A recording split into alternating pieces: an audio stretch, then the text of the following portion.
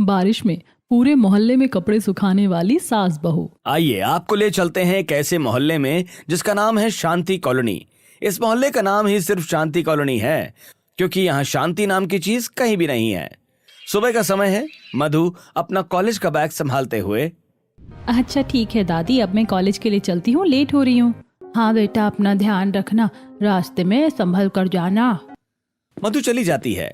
सावित्री अपने दरवाजे के बाहर आती है और उसे देखकर सामने वाले घर के आंगन में झाड़ू लगा रही कल्पना सावित्री से, अरे सावित्री काकी, राम राम। सुबह सुबह मधु कॉलेज के लिए निकल गई क्या? हाँ कल्पना बहू, अभी अभी निकली है। काकी सच में तुमने मधु बिटिया को अकेले पाल कर इतना बड़ा कर दिया। क्या करती बेटा, जब उसके माता पिता इस दुनिया से चले गए तब वो बहुत छोटी थी, और अब वही तो मेरे बुढ़ापे की लाठी है और मेरी जिंदगी का इकलौता सहारा। काकी आपकी मेहनत सफल हुई, लड़की बहुत संस्कारी और पढ़ने में तेज है। बातें करते हुए झाड़ू लगाकर कल्पना झाड़ू लगा रही थी। तभी कल्पना का पति सुरेश बाहर आकर कल्पना से, अरे भाई मुझे ऑफिस जाने के लिए लेट हो रहा है, तुम ये झाड़ू बाद में लगाना, पहले मुझे नाश्ता दे दो। कल्पना और सुरेश घर के अंदर चले जाते हैं। सुरेश नाश्ता करने बैठता है। कल्पना कटोरी में सब्जी परोसते हुए, लीजिए, आज तो मैंने ये मटर की सब्जी बहुत ही अच्छी बनाई है। खुशबू तो सच में बहुत बढ़िया आ रही है।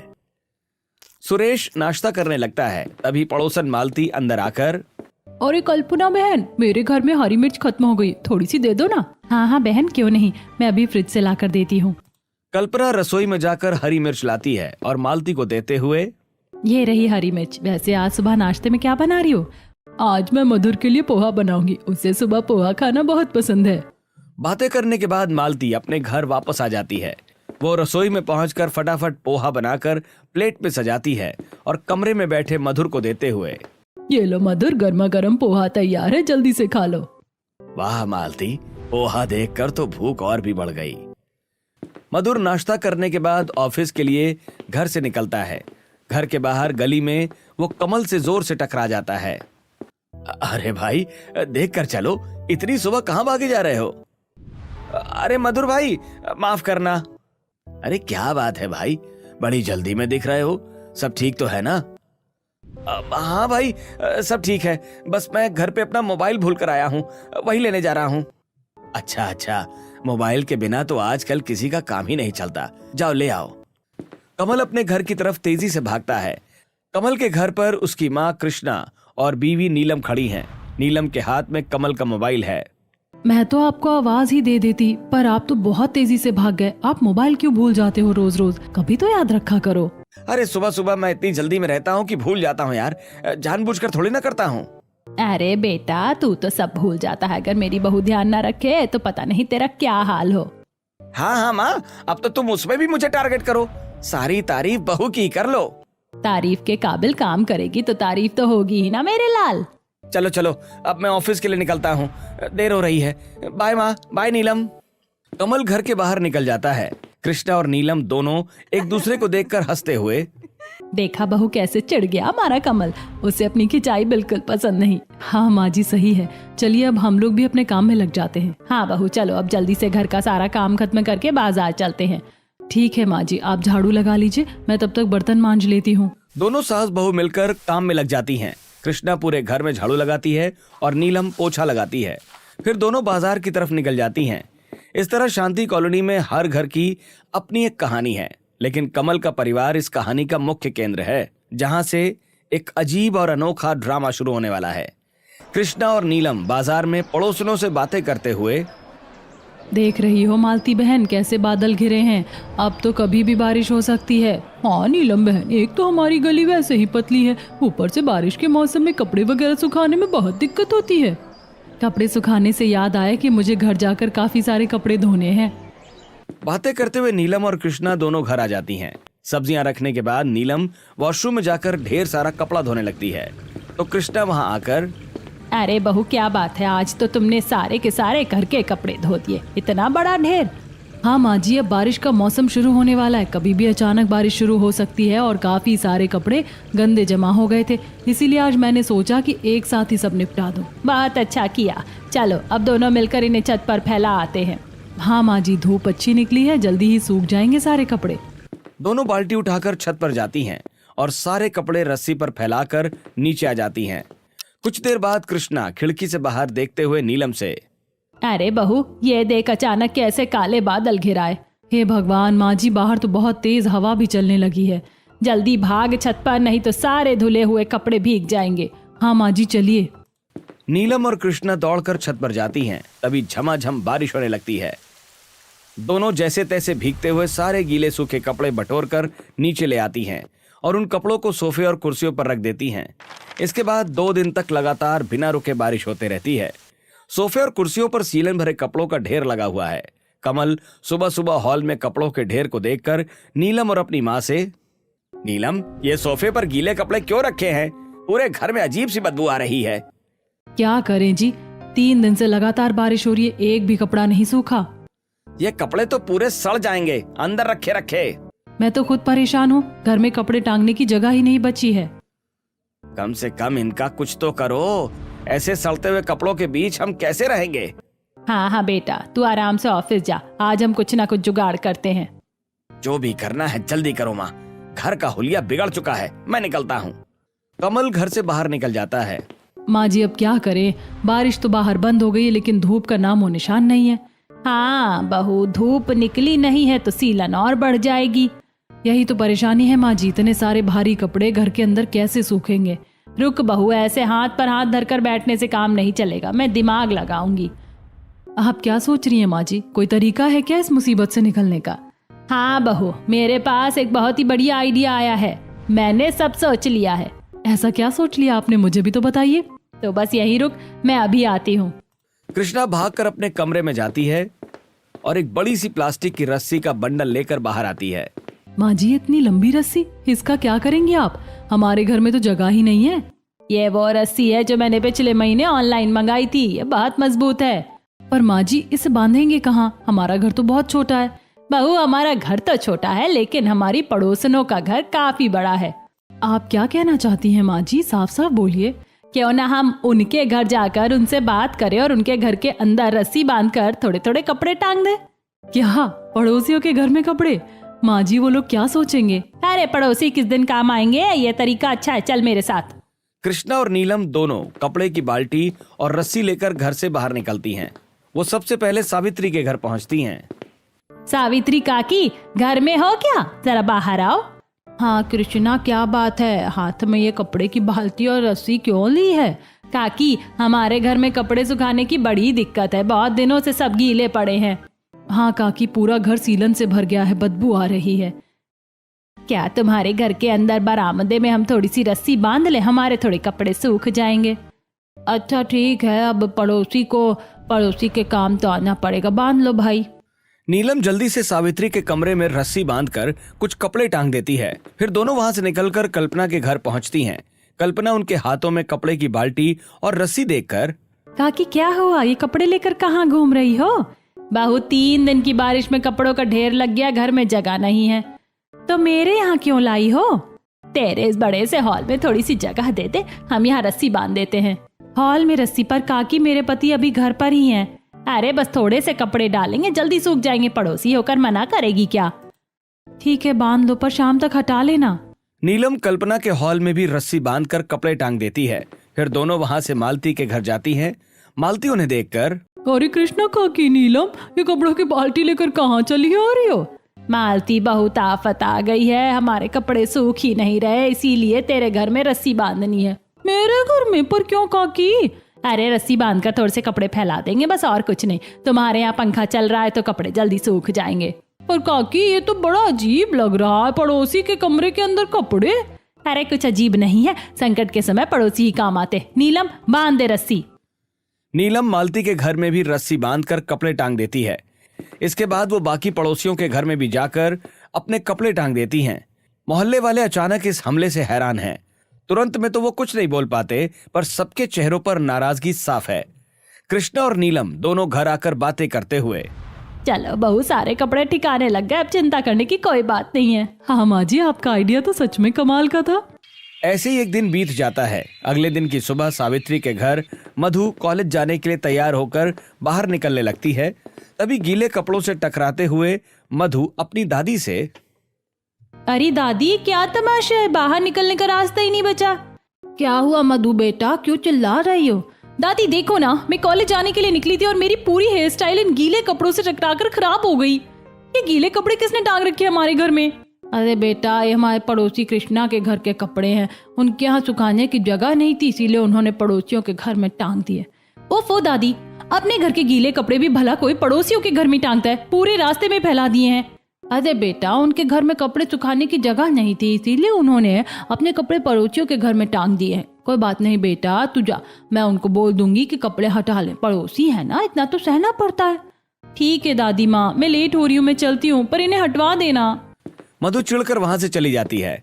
अब कल्पना के घर में सुरेश ऑफिस जाने के लिए बाहर निकलने लगता है।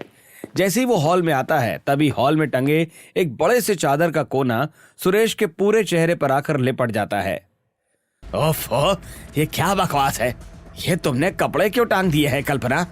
हाँ जी, ये कपड़े मैंने नहीं टांगे हैं, तो पड़ोसियों के घर के कपड़े हैं। उनके यहाँ कपड़े नहीं सूख रहे थे तो उन्होंने हमारे यहाँ टांग दिए। पड़ोसियों के घर के कपड़े? क्या हमारा घर कोई धोबी घाट है जो कोई भी यहाँ कपड़े सुखा जाएगा? भला इस तरह पड़ोसियों के घर कपड़े कौन टांगता है? कितना गंदा लग रहा है ये सब कुछ। हाँ, मैं समझ सकती हूँ, आपको ऑफिस के लिए देर हो रही है, आप निकलिए। मैं आज उनसे कहकर ये सारे कपड़े हटवा दूंगी। ठीक है, शाम को जब मैं वापस आऊं तो मुझे एक भी कपड़ा यहाँ नहीं दिखना चाहिए। सुरेश ऐसा कहकर चला जाता है। उधर मालती के घर का दृश्य भी कुछ ऐसा ही है। मधुर अपनी स्कूटी पर दुकान का बहुत सारा सामान लाद कर घर के बाहर आता है, फिर स्कूटी खड़ी करके अपना सारा सामान अंदर लाता है। बरामदे और कमरे के बीच नीलम के कपड़े लटके हैं। मालती का पैर एक लटकती हुई साड़ी में फंस जाता है और वो फर्श पर गिर जाती है। उसे देखकर मधुर गुस्सा होने लगता है। ये क्या तमाशा है मालती, खुद के पैर सीधे नहीं रखे जाते हैं क्या? और ये गीले कपड़े तुमने घर के अंदर क्यों टांग रखे हैं? दुकान का सामान रखने की जगह नहीं बची। अरे मैंने तो नहीं टांगे, मेरा दिमाग खराब है क्या, जो अपने ही रास्ते में कपड़े टांगूंगी? तो फिर ये किसके हैं? ये गीले कपड़े हमारे पड़ोसियों के हैं, उनके घर में जगह नहीं थी तो हमारे घर में टांग दिए। अरे ये कोई तरीका थोड़े है, पूरे घर को कबाड़ खाना बना दिया है। उनसे बात करके जल्दी से जल्दी ये कपड़े हटाओ यहाँ से। हाँ हाँ, बात करती हूँ, आप शांति से सामान रखकर बैठ जाइए, शाम तक के कपड़े हटवा दूंगी। अभी कमला भी मालती के घर के बाहर आकर मालती को आवाज लगाती है और मालती बाहर आती है। तब कमला मालती से, मालती बहन, तुमने देखा कृष्णा काकी और नीलम की हरकतें? मेरे घर को भी नहीं छोड़ा, घर के अंदर कपड़े टांग दिए हैं। हाँ बहन, मैं तो खुद गिरते गिरते बची हूँ, ये तो हद ही हो गई है। सभी पड़ोसी कृष्णा और नीलम के कपड़ों से बहुत परेशान हो जाते हैं। शुरू में उन्हें लगता है कि ये केवल एक दिन की ही बात है, लेकिन अब इस बारिश के मौसम में कृष्णा और नीलम अक्सर अपने कपड़े पड़ोसियों के घर में टांग दिया करती थी और पड़ोसियों को बहुत दिक्कत होती है। एक दिन कमला सभी पड़ोसन को इकट्ठा करके उनसे बात करते हुए, भाई कृष्णा काकी के कपड़ों से हम सबको बहुत दिक्कत हो रही है, चलो सब मिलकर उनके घर चलते हैं, आज तो उनसे सीधे सीधे बात करनी ही पड़ेगी। सभी पड़ोसने अत्यधिक क्रोध में कृष्णा और नीलम के घर में पहुंच जाती हैं। कृष्णा और नीलम मजे से सोफे पर बैठकर चाय और गर्मा गर्म पकौड़े खा रही हैं। तभी सभी पड़ोस ने एक साथ घर के अंदर आकर, अरे कृष्णा बेटा, तुम यहाँ पकौड़े खा रही हो और वहाँ हमारे घर में तुम्हारी वजह से कितनी परेशानी हो रही है। अरे चाची, अरे कल्पना, मालती, तुम सब एक साथ यहाँ। अरे आओ आओ, आप सभी पकौड़े खाओ, अभी गरम गरम बनाए हैं।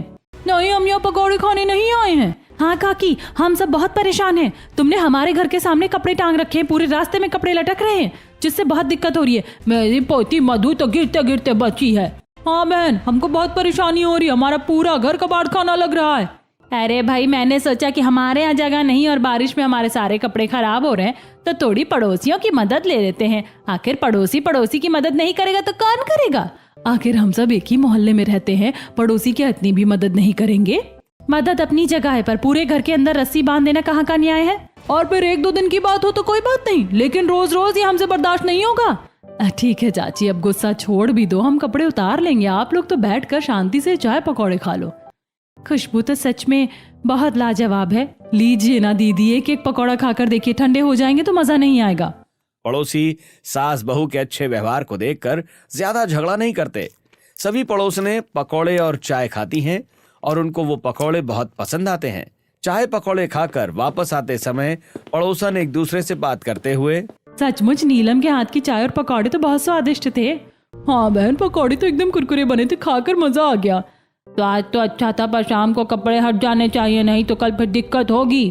पड़ोसने चली जाती हैं। शाम के समय कृष्णा और नीलम पड़ोसियों के घर जाकर अपने कपड़े उठाकर ले आती हैं और तय करके रखते हुए, देखा बहू, हमारे सारे कपड़े सूख गए हैं। हाँ माँ जी, अब तक तो हमने अपने पड़ोसियों के घर के अंदर कपड़े डालकर सुखा लिए, लेकिन अब शायद वो हमें उनके घर के अंदर कपड़े नहीं डालने देंगे। दोनों सास बहू बातें करते हुए कपड़े अलमारी के अंदर जमा देती हैं। ऐसे ही 2 दिन और बीत जाते हैं।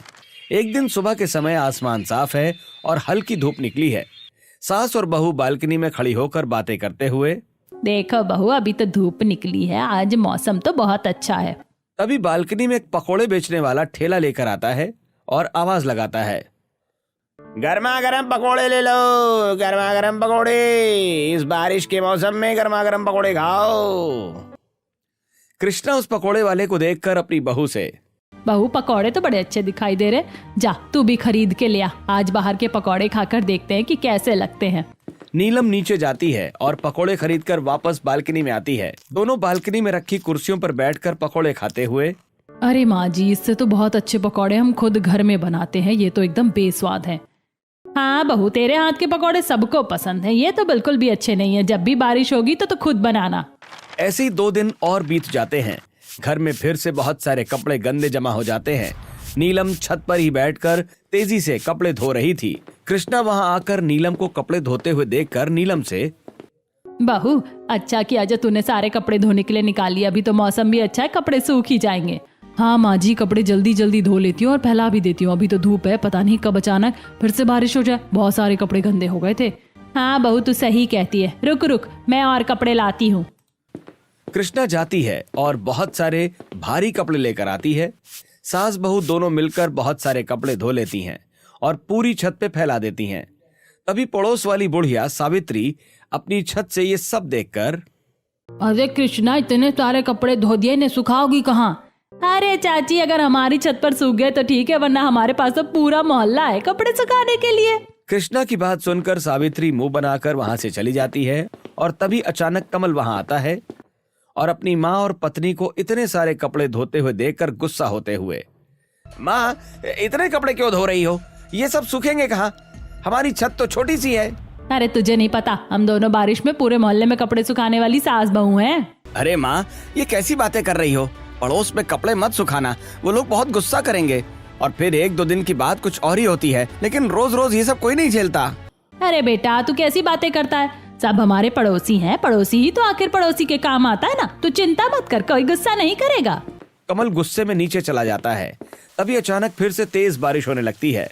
कृष्णा और नीलम फटाफट कपड़े उठाकर नीचे ले आती हैं और सोफे और कुर्सियों पर कपड़े रखते हुए आपस में बातें करती हैं।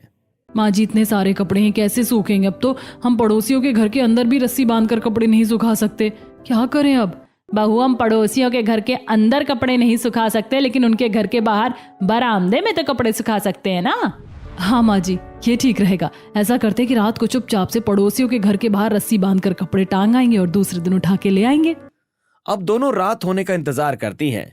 रात के 10 बजे नीलम और कृष्णा पड़ोसियों की बालकनी में कपड़े टांग कर आ जाती हैं। अगली सुबह सावित्री जैसे ही घर के बाहर निकलती है तो उसके चेहरे से कपड़े टकराते हैं और वो अपने आप से, अरे ये क्या बदतमीजी है, बड़ी परेशानी है भाई, पड़ोसियों ने तो इतने सारे कपड़े घर के बाहर टांग दिए हैं। सामने वाले घर में कल्पना गेहूं पिसवाने के लिए डब्बा लेकर बाहर निकल रही थी। तभी गेहूं गिर जाता है और कल्पना गेहूं समेटते हुए सावित्री को देखकर, चाची देखो ना, इस बार तो पड़ोसियों ने हमसे बिना पूछे हमारे घरों के बाहर कपड़े टांग दिए हैं। ये मेरे गेहूं गिर गए, उसके चक्कर में पूरे गेहूं में कीचड़ लग गया। ऐसे दिन बीतते हैं और सभी पड़ोसी बारिश में पूरे मोहल्ले में कपड़े सुखाने वाली सास बहू से परेशान हो जाते हैं।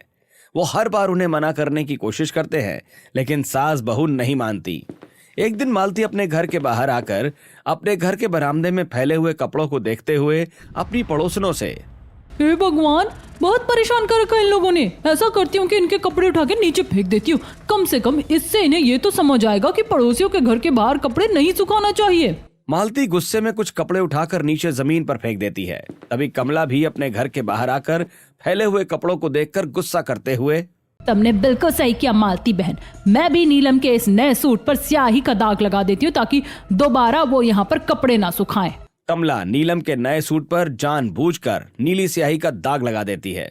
शाम को जब कृष्णा और नीलम कपड़े उठाने बाहर आती हैं तो कपड़ों की हालत देखकर दंग रह जाती हैं। हाँ जी, देखो हमारे कुछ कपड़े नीचे पड़े हुए हैं और कुछ नए कपड़ों में तो स्याही का दाग भी लगा हुआ है। हाँ बहू, जरूर ये सब इन मोहल्ले वालों का ही काम है। रुक, मैं अभी इन सब से पूछती हूँ। कृष्णा सभी मोहल्ले वालों को आवाज देते हुए, कहाँ हो मोहल्ले वालों, सब बाहर निकल के आओ जरा। कृष्णा की आवाज सुनकर सभी पड़ोसने और मोहल्ले के बाकी लोग बाहर निकल कर आ जाते हैं। तभी सुरेश कृष्णा से, क्या है, क्यों चिल्ला रही हो काकी शाम के समय? मेरी बहू के कपड़ों में ये दाग किसने लगाया और ये कपड़े नीचे किसने फेंके? अरे चाची, हमें क्या पता कि किसने किया है ये सब कुछ। हम तुम्हारे कपड़ों के चौकीदार नहीं है जो बाहर खड़े होकर ये सब देखते रहे। तुम्हें अपने कपड़ों का ध्यान रखना चाहिए। कैसी बातें कर रही हो दीदी? कपड़े आप लोगों के घर के बाहर टंगे हैं तो फेंके भी आप लोगों ने ही होंगे ना। जब तुम्हें हम पर भरोसा नहीं है तो तुमने हमारे यहाँ पर कपड़े क्यों फैला रखे? अपने यहाँ फैलाओ ना। हाँ सही बात है। क्या तुम लोग अपने घर में एक शेल्टर नहीं लगवा सकते जो रोज रोज हमारे यहाँ जाते हो? हमने तो पड़ोसी का घर समझा, इसीलिए यहाँ पर अपने कपड़े फैलाए। पड़ोसी हैं, इसका ये थोड़ी ना मतलब है कि हमारे घरों को धोबी घाट बना दोगी। चलो बहू, इनके मुंह लगने से कोई फायदा नहीं है। ये सब दिल के काले हो गए। पड़ोसियों की मदद की तो भावना ही खत्म हो गई है उनके दिलों से। कृष्णा और नीलम अपने सारे कपड़े समेटती हैं और अपने घर वापस ले जाती हैं। घर आकर सारे कपड़े सोफे और कुर्सियों पर रखते हुए नीलम, माँ जी, कपड़े तो हम ले आए लेकिन ये अब तक सूखे भी नहीं है। हाँ बहू, आप कपड़े यहीं रखे रहने दो, धूप निकलेगी तब सुखाएंगे। 3 दिन और बीत जाते हैं लेकिन धूप नहीं निकलती। तब सास बहू दोबारा पड़ोसियों के घर बाहर कपड़े लेकर टांग देती हैं और चुपचाप घर वापस आ जाती हैं।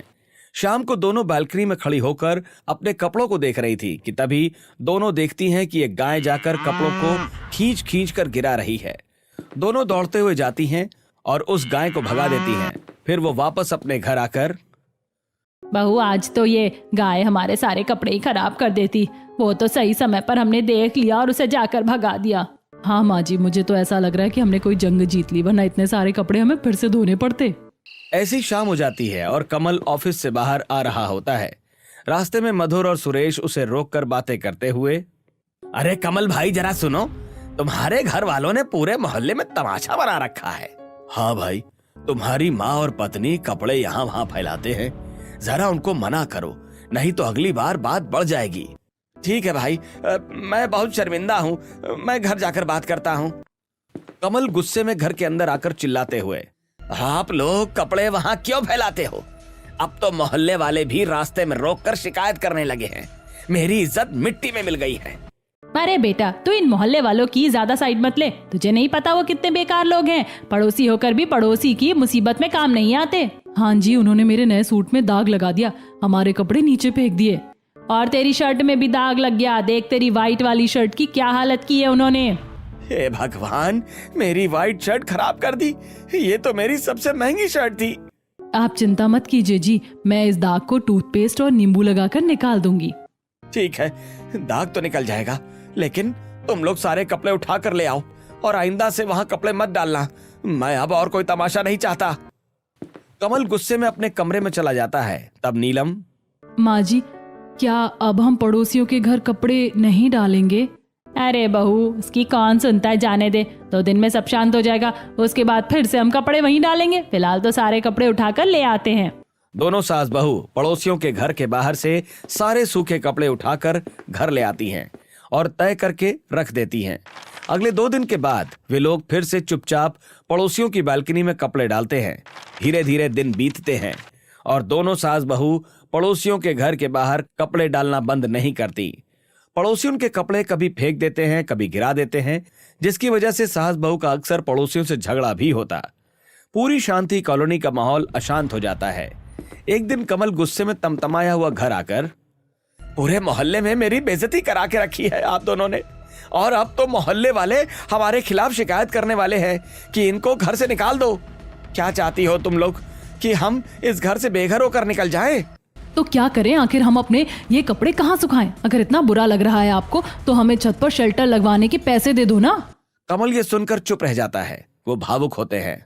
गलती मेरी ही है, मैं इतना नहीं कर पा रहा हूँ कि बचाकर अपनी छत पर एक शेल्टर लगवा लूं, इसलिए मुझे और मेरे परिवार को ये बेइज्जती झेलनी ही पड़ेगी। ठीक है, फिर आप लोग जैसा कह रहे थे वैसा ही करो। कमल भावुक होकर अपने कमरे के अंदर चला जाता है। उसकी ये लाचारी देखकर कृष्णा और नीलम दोनों दुखी होते हुए, बहू, हमारा बेटा बहुत टूट चुका है, कुछ ना कुछ तो हमें खुद ही करना पड़ेगा। हाँ माँ जी, मैंने सोच लिया है, अब हम अपनी इस समस्या का समाधान अपने दम पर निकालेंगे। अगली सुबह नीलम जल्दी उठकर ढेर सारे पकौड़े का बैटर तैयार कर रही थी, जिसे देखकर कमल, नीलम इतने सारे पकौड़े का बैटर, इतने पकौड़े क्यों बना रही हो तुम सुबह सुबह? क्या कोई मेहमान आ रहे हैं? नहीं जी, बल्कि हमारा तो कुछ और ही प्लान है। शाम को ऑफिस से वापस आते समय खुद पता चल जाएगा आपको, अभी तो आप बस ऑफिस निकलिए। कमल उलझन में ऑफिस चला जाता है। कमल के ऑफिस जाने के बाद कृष्णा बाहर से आकर अपनी बहू से, बहू, मैंने सारा इंतजाम कर लिया है, गैस स्टोव और ठेला किराए पर ले आई हूँ और जगह भी देख कर आ गई हूँ जहाँ हमें अपना ठेला लगाना है। हाँ माँ जी, मैंने भी चाय और पकौड़े बनाने की सारी तैयारी कर ली है। चलिए अब हम निकलते हैं, मौसम भी अच्छा है, आज तो हमारा प्लान पक्का कामयाब होगा। हाँ बहू, शक्कर पत्ती वगैरह चाय की सारी चीजें रख ली ना, हम पकौड़ों के साथ चाय भी बेचेंगे। हाँ माँ जी, इस झोले में सब भर के रख लिया है। थोड़ी देर बाद ही कृष्णा और नीलम पूरे सामान के साथ बाहर रखे ठेले को अच्छी तरह सजाती हैं और दोनों ठेला लेकर घर से निकल पड़ती हैं। फिर वे शांति कॉलोनी के नुक्कड़ पर एक बड़े शेल्टर के नीचे अपनी चाय पकौड़े की दुकान लगा लेती हैं। नीलम स्टोव पे गर्मा गर्म पकौड़े तलना शुरू करती है और कृष्णा चाय बनाना शुरू करती है। साथ ही कृष्णा आवाज लगाते हुए, आइए आइए, गर्मा गर्म कुरकुरे पकौड़े खाइए और चाय भी पीजिए, ऐसी चाय और पकौड़े कहीं नहीं मिलेंगे। मोहल्ले वाले शाम को ऑफिस और बाजार से वहां से आते हुए बारिश में पूरे मोहल्ले में कपड़े सुखाने वाली सास बहू को चाय और पकौड़े बेचते हुए देखकर हैरान रह जाते हैं। सावित्री, कल्पना और मालती भी वहां रुककर बातें करते हुए, अरे ये तो कृष्णा काकी और नीलम पकौड़े बेच रही हैं यहाँ नुक्कड़ पर। हाँ बहन, चलो जरा खा के देखते, याद है ना इनके घर जो पकौड़े खाए थे, वो स्वाद तो मैं भूल ही नहीं पा रही हूँ। सब लोग उनके ठेले पर पहुंचकर पकौड़े खाते हैं। पकौड़े सचमुच बहुत अच्छे और स्वादिष्ट थे। देखते ही देखते आसपास वालों की बहुत बड़ी भीड़ लग जाती है और सास बहू के पकौड़े और चाय बिकने लगते हैं। शाम को कमल ऑफिस से लौट रहा होता है, तभी भीड़ देखकर वहीं रुक जाता है। वो अपनी माँ और पत्नी को ठेले पर आकर उन्हें हैरानी से देखते हुए, माँ, नीलम, ये क्या तमाशा है? तुम लोगों ने यहाँ चाय पकौड़े की दुकान लगाई है पूरे मोहल्ले के सामने? और नहीं तो क्या बेटा, मेहनत की कमाई खा रहे, इसमें आखिर बुराई ही क्या है? अरे क्यों लगाया ये ठेला? मेरी ऑफिस में कितनी बेइज्जती होगी कि मेरी माँ और बीवी ठेला लगाती है। बेइज्जती दूसरों के घरों में जबरदस्ती कपड़े टांगने में होती है बाहर, ऐसी ईमानदारी से मेहनत का काम करने में नहीं होती। ये तो स्वाभिमान का काम है। हाँ कमल भाई, तुम्हारी पत्नी बिल्कुल सही कह रही है, वो दोनों बिल्कुल सही कह रही हैं। हाँ कमल, ये दोनों बहुत ही लाजवाब पकौड़े बनाती हैं, हम सब रोज यहाँ खाएंगे। मोहल्ले वालों का ये सपोर्ट देखकर कमल की आंखों में आंसू आ जाते हैं और उसका सिर गर्व से ऊंचा हो जाता है। वो भी उनके साथ काम करने में हाथ बटाने लगता है। शाम को वे लोग ढेर सारे पैसे कमाकर घर आती हैं। नीलम और कृष्णा टेबल पर पैसे गिन रही हैं। नीलम पैसे देखते हुए, माँ जी, आज की कमाई तो बहुत अच्छी हुई। हाँ बहू, यदि हमारी चाय और पकौड़ों का ठेला अच्छा चला तो कुछ ही दिन में हम इतने पैसे इकट्ठा कर लेंगे कि अपनी छत पर एक अच्छी शेल्टर डलवा सकते हैं। हाँ माँ जी, और फिर हमें अपने पड़ोसियों के घर के बाहर कपड़े सुखाने की जरूरत नहीं पड़ेगी। मुझे माफ कर देना माँ। नीलम, मैं तुम दोनों को समझ नहीं पाया, मुझे तुम पर गर्व है। अगले दिन भी दोनों सास बहू चाय और पकौड़े का ठेला लगाती हैं। उन्हें देखकर सावित्री उनके पास आते हुए, ये तुम दोनों ने बड़ा ही अच्छा किया, तुम्हारे चाय और पकौड़े की खुशबू तो दूसरी गली तक भी आ रही है। भगवान ने चाहा तो तुम जल्दी ही इतने पैसे कमा लोगी कि अपनी छत पर एक शेल्टर लगवा सको। चलो अब जल्दी से मुझे भी चाय पकौड़े दे दो। नीलम सावित्री अम्मा को चाय और पकौड़े दे देती है। दोनों सास बहू कुछ दिन तक लगातार चाय पकौड़े बेचती हैं। मोहल्ले वाले मजे से खाते हैं और ऐसे ही वे बहुत सारे पैसे इकट्ठे कर लेती हैं और अपने घर की छत और बालकनी में एक शानदार मजबूत शेल्टर लगा लेती हैं। आज बाहर तेज बारिश हो रही है, पर नीलम अपनी छत की शेल्टर के नीचे कपड़े फैला रही है और कृष्णा उसकी मदद कर रही है। माँ जी, आज हमको कोई भी डांटने वाला नहीं है और इस शेल्टर के नीचे हमारे कपड़े आराम से सूखेंगे। अब हमें किसी के घर जाने की जरूरत नहीं है। हाँ बेटा, ये सब हमारी मेहनत और सूझबूझ का नतीजा है। तभी सामने की छत से सावित्री, कल्पना और मालती मुस्कुराते हुए उन्हें देखकर आवाज देते हुए, नीलम, ये तूने बहुत ही अच्छा काम किया, अपने दम पर सब बदल दिया। और अब तो तुम दोनों पूरे मोहल्ले वालों की सबसे चहेती बन गई हो। शाम को पकौड़े तैयार रखना। हाँ सावित्री दादी, शाम को पकौड़े और चाय तैयार मिलेंगे। आसपास की सभी औरतें अपनी अपनी छत से देखकर बहुत खुश होती हैं। पूरा मोहल्ला अब एक सच्चे परिवार की तरह मुस्कुरा रहा है। इसी हंसते हुए दृश्य के साथ शांति कॉलोनी की ये अनोखी और प्रेरणादायक कहानी छत पर ही खत्म हो जाती है।